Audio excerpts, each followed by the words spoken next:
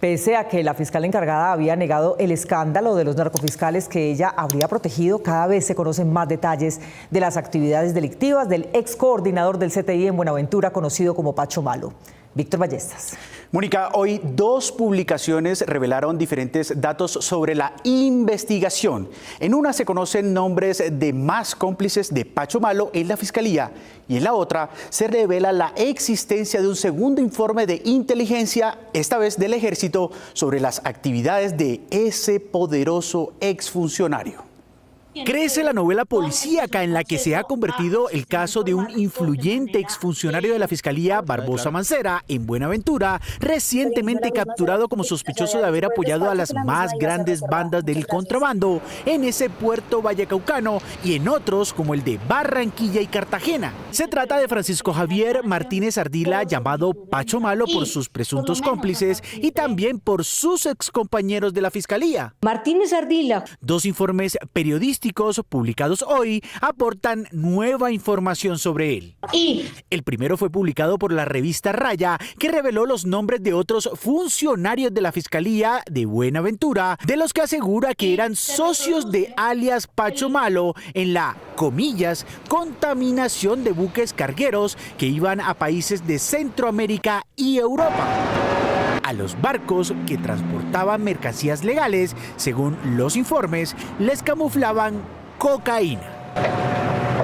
Un tercer cómplice clave de alias Pacho Malo fue mencionado en las audiencias que se adelantan en su contra. Se trata de José Oliverio Rivas Caicedo, alias Huito, un caleño propietario de una empresa de textiles. Están relacionados desde el 2010. El segundo informe periodístico de hoy, con delicadas revelaciones sobre el corrupto funcionario de la Fiscalía alias Pacho Malo, es de autoría del columnista Joir Ackerman, quien reveló la existencia de otro informe de inteligencia sobre Pacho Malo, pero de elaboración militar. Allí se afirma que quienes controlan el crimen del contrabando y el narcotráfico en Buenaventura son las disidencias de la guerrilla. Son tan descarados que lo hacen vistiendo camuflado, portando fusiles y coordinando con agentes y operadores del Estado como Pacho Malo. Pese a que existen pruebas, testimonios, grabaciones y documentos que demuestran la presunta culpabilidad de Pacho Malo, desde el 2021 también existen pruebas, testimonios, grabaciones y documentos que demuestran que la Fiscalía como institución y la entonces vicefiscal y hoy fiscal encargada Marta Mancera como funcionaria protegieron a Pacho Malo por acción y omisión. Un informe de inteligencia más amplio y detallado, esta vez de la policía,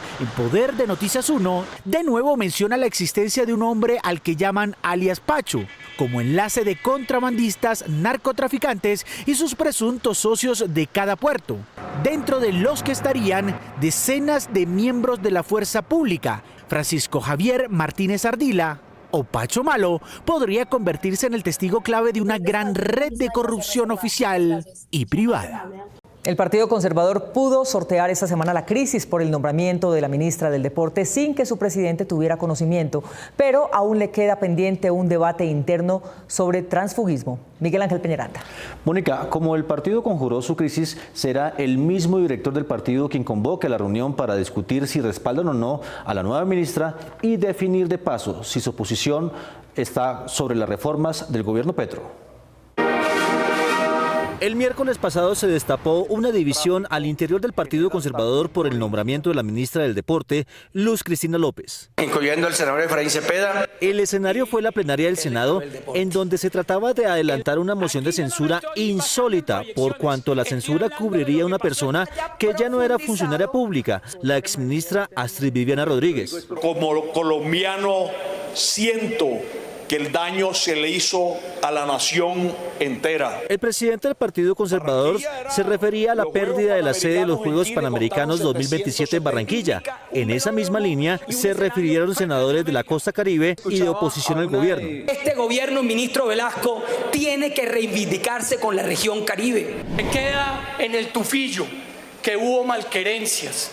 Y malquerencias que terminan afectando a una región. Evidentemente, Cepeda estaba molesto por el nombramiento de la nueva ministra porque él no tenía conocimiento de que eso iba a pasar. Soy enfático en afirmar que esa persona no representa al Partido Conservador, que no representa la oficialidad. En ese momento se dijo que quienes la postularon fueron los conservadores de la Cámara, particularmente el costeño del Cesar Ape Cuello. Si tiene una obsesión conmigo. El senador Cepeda, después de dejar su constancia ante la plenaria, se retiró del recinto y minutos más tarde presentó su renuncia a la dirección del Partido Conservador. Los colombianos esperan en estos momentos claridad en lo que representamos y convicción en lo que defendemos. Esta es la razón por la cual he decidido presentarle mi renuncia al Directorio Nacional Conservador. La renuncia tomó por sorpresa a varios congresistas de la colectividad. La recibimos con asombro, espero comunicarme con él en los próximos minutos para conocer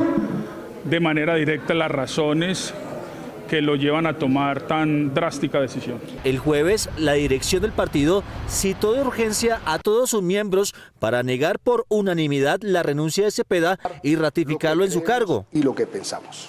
Hoy, en entrevista con El Tiempo, el senador Cepeda explicó por qué se molestó. Salí a decir que eso no representaba al Partido Conservador Institucional, que seguíamos firmes en las convicciones con sus valores y principios. Cepeda, para no entrar en conflicto, eludió la confrontación con Ape Cuello. No puedo afirmarlo, solo están los rumores de que un grupo de representantes la presentó. Esta semana se espera una nueva reunión de la bancada para discutir lo que algunos han llamado transfugismo dentro del propio partido y asumir nuevas posiciones con las propuestas del gobierno Petro. Un estudio que el gobierno contrató sobre el valor de las unidades de capitación por las que el Ministerio de Salud le gira dinero a las EPS por cada paciente potencial. Sugiere cambiar su cálculo y señala que no hay cómo saber en qué se gastaron esa plata las EPS. Marta Olaya. Mónica, la Contraloría también certificó que el gobierno no tiene deudas por la UPC con las EPS, pero frente al panorama, la academia sugiere que lo primero es saber ¿cuál es el verdadero costo de la salud? Que con las cifras que entregan las EPS no es posible determinar.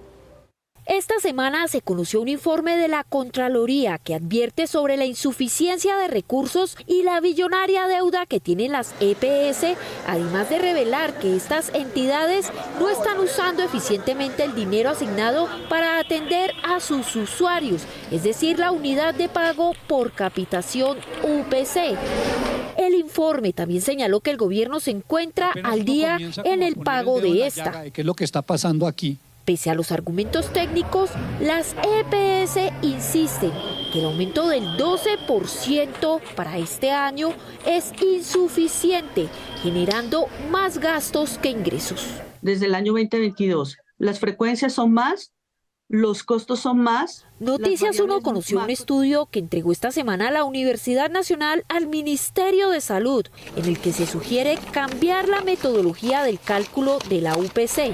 En la actualidad, este cálculo no hace la previsión de gasto de usuarios que enfrentaron las barreras de acceso y no tuvieron servicios de salud.